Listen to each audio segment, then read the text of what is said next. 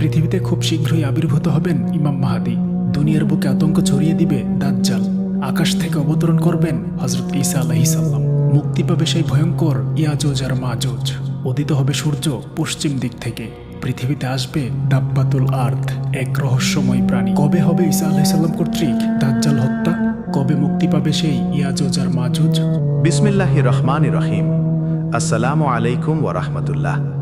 পৃথিবীতে সবচেয়ে গুরুত্বপূর্ণ এবং ভীতিকর সত্যগুলোর একটি হলো কেয়ামত, অর্থাৎ দুনিয়ার পরিণতি ও শেষ সময়। আল্লাহ তাআলা পবিত্র কুরআনে বহু স্থানে কেয়ামতের কথা উল্লেখ করেছেন। কিন্তু প্রশ্ন হলো, কেয়ামত কখন আসবে? আল্লাহ তাআলা পবিত্র কুরআনের সূরা লুকমানে বলেন, নিশ্চয়ই কেয়ামতের জ্ঞান একমাত্র আল্লাহর কাছেই রয়েছে। সূরা লুকমান আয়াত 34। ইন্নাল্লাহা ইনদাহু ইলমুস সাআতি ওয়া ইউনাজ্জিলুল গায়থা ওয়া ইয়া'লামু মা ফিল আরহাম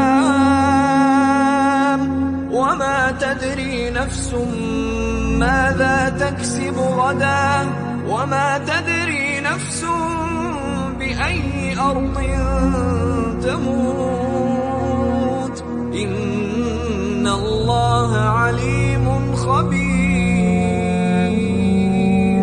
যদিও সঠিক সময় বলা হয়নি, কুরআন ও হাদিসে কিছু নিদর্শন বর্ণনা করা হয়েছে, যা দেখে মানুষ বুঝবে কেয়ামতের সময় খুব কাছাকাছি। কিছু ছোট আলামত ইতিমধ্যে ঘটছে, যেমন মা বাবার অবাধ্যতা, সুদ ও ঘুষের বিস্তার, নগ্নতা ও অশ্লীলতার বৃদ্ধি।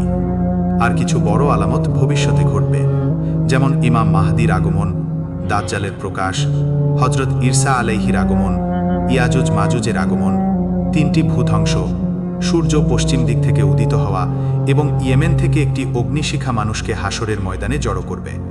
প্রিয় নবী সাহ বলেন, কেয়ামত এমন এক সময় আসবে যখন কেউ তা কল্পনাও করবে না। অর্থাৎ কেয়ামতের সময় হঠাৎ আসবে, যখন মানুষ দুনিয়ার ব্যস্ততায় ডুবে থাকবে।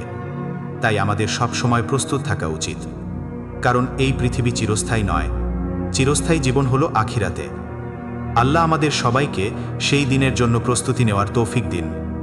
আল্লাহ আমাদের সকলকে হেদায়েত দান করুন এবং কিয়ামতের ভয়াবহতা থেকে রক্ষা করুন।